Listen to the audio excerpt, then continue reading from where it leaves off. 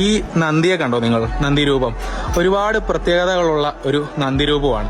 ഇതിന്റെ പ്രത്യേകത എന്ന് പറഞ്ഞു കഴിഞ്ഞാൽ ഇത് വർഷങ്ങൾ കഴിയുന്തോറും ഇത് വലുതായിക്കൊണ്ടിരിക്കും എന്നുള്ളതാണ് ഇതിന്റെ പ്രത്യേകത. അതിനുള്ള എക്സാമ്പിൾ ആണ് ഇത് കണ്ടോ, ഈ തൂണൊക്കെ പൊളിഞ്ഞ് ഇത് വലുതായിക്കൊണ്ടിരിക്കുകയാണ്.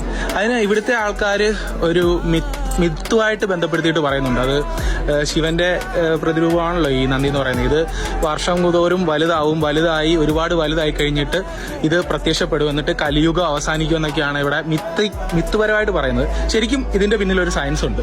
എന്താണ് ആ സയൻസ് എന്ന് പറഞ്ഞു കഴിഞ്ഞാൽ, ആർക്കിയോളജി ഡിപ്പാർട്ട്മെന്റിലുള്ള ആൾക്കാർ വന്നിട്ട് ഈ കല്ല് പരിശോധിച്ചിട്ടുണ്ട്. ഇത് കണ്ടില്ലേ നിങ്ങൾ? ഇത്രയും വലിയൊരു നന്ദിയുടെ ശില്പം നമുക്ക് കേരളത്തിലെങ്ങും കാണാൻ പറ്റത്തില്ല. ഇത് പറയുന്നതൊക്കെ ശരിയാണ്, ഇത് വലുതാവുന്നുണ്ട്. അപ്പം ആർക്കിയോളജി ഡിപ്പാർട്ട്മെന്റിലുള്ള ആൾക്കാർ വന്ന് ഇത് പരിശോധിച്ചപ്പം ഈ കല്ലിന് ഒരു പ്രത്യേകതയുണ്ട്.